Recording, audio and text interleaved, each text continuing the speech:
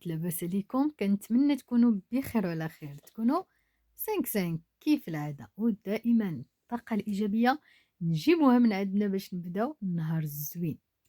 اذا اليوم البنات كما شفتوا اليوم جبت لكم واحد الوصفه زوينه بزاف للناس اللي هما عندهم البرد في الصدر ديالهم، الناس اللي هما عندهم الحساسيه اون فوا يعني كيدخل يعني فصل الشتاء وفصل الخريف وكيعانيو من نزلات البرد، وحتى يعني من الكحة أو الكحبة كما كنقولوا.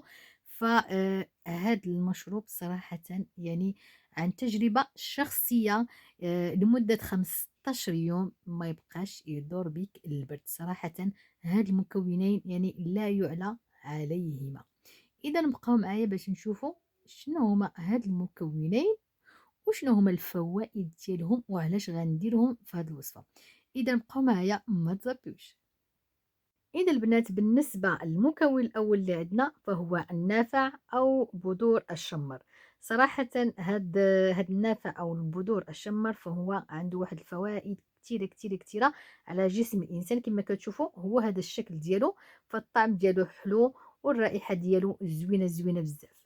بالنسبه لفوائد هذا المكون فبطبيعة الحال فهو مقوي للجهاز الهضمي، يعني بواحد الطريقة يعني كبيرة بزاف، وكذلك مسكن لآلام المعدة. بالإضافة أنه كيطرد لنا الغازات المعوية، يعني كيطرد لنا يعني البرد اللي كاين في الأمعاء ديالنا. من صفات النافع أو بذور الشمر كذلك فهو يعني كيدفينا، يعني مدفئ، كيدفينا. علاش؟ فهو يعني مصدر كبير للطاقة الجسم ديالنا. كذلك يحتوي على كمية كبيرة من الألياف، وهذه كتخليه أنه عنده فوائد كتيرة للجهاز الهضمي ديالنا. إضافة أنه كيعالج لنا عسر الهضم والانتفاخات.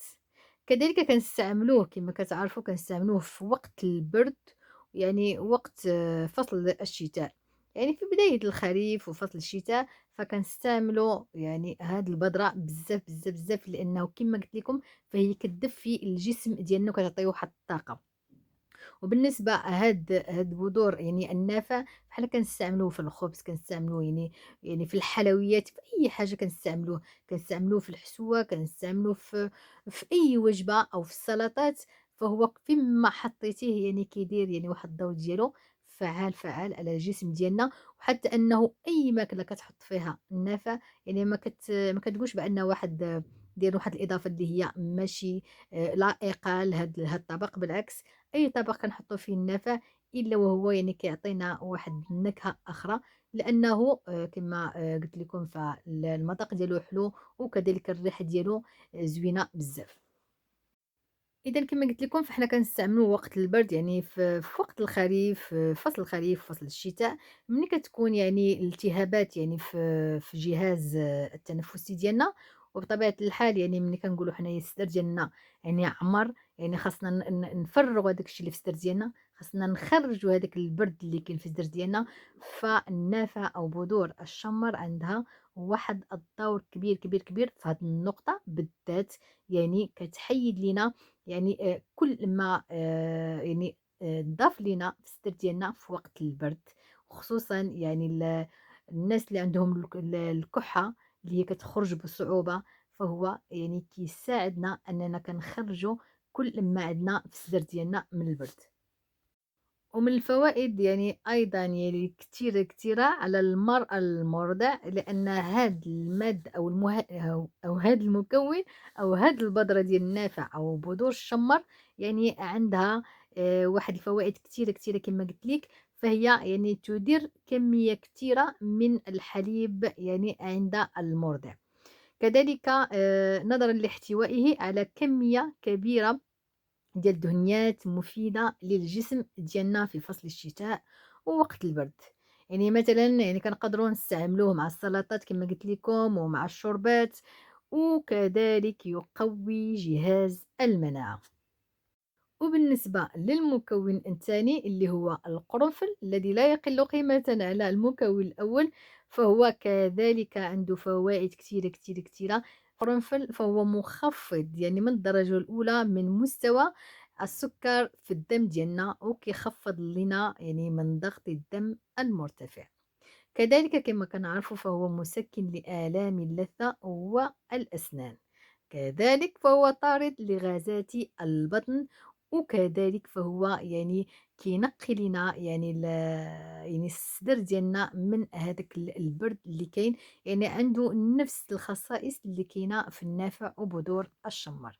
اذا بقاو معنا باش نشوفوا يعني الطريقه اللي غندير فيها هذا المشروب يعني كتستعملوه مره يعني في النهار، كتشربوه كتشربوه على الريق صراحةً يعني يعني تقريبًا 15 يوم. صراحةً هاد المشروب فهو يعني رائع بزاف، بزاف، بزاف.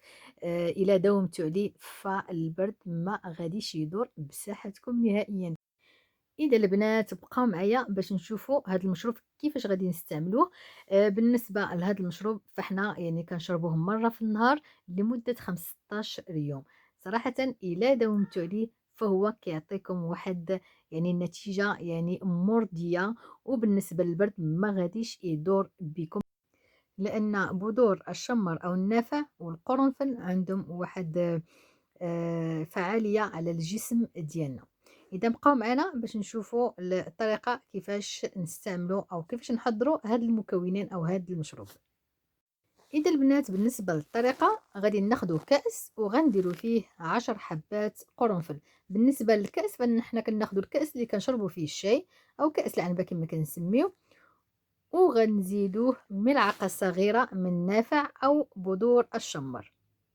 إذا بهذه الطريقة كما كتشوفوا، ومن بعد كنضيفوا عليه ماء مغلى، خاص يكون مغلي الماء، وكنعمروا الكأس يعني النصف ديال الكأس، يعني ما كنعمروش يعني بالكامل، كنعمروا النصف ديال الكأس بهذه الطريقة كما كتشوفوا. كيكون الماء مغلي، ومن بعد كنخليوه حتى كيبرد، ومن بعد كناخد يعني ملعقتين 2 معالق يعني من هاد المشروب، وكنشربهم يعني كل صباح لمدة 15 يوم كما قلت لكم. صراحةً هذا المشروب فهو عن تجربة شخصية ولكن مع المداومة. البنات غنضيف لكم واحد الوصفة الثانية يعني شفويا. بالنسبة لبذرة الشمر أو النافع كتاخدوا كأس ديال الشاي يعني خاوي، وكديروا ملعقة صغيرة من نافع أو بذرة الشمر يعني بوحدها يعني فقط، يعني كديروا ملعقة صغيرة يعني كديروها في الكأس وكتكبوا عليها الماء المغلى، خاص ضروري يكون الماء المغلى تقريبا يعني 3/4 ديال الكأس، وكتخليوه حتى يعني كيطلق مزيان يعني في الماء، لأنه خاصو يطلق مزيان. وعمركم يعني ما تاخدوه وديروه في يعني في كاسرونة وتغليوه، لأن الفوائد ديالها كتمشي.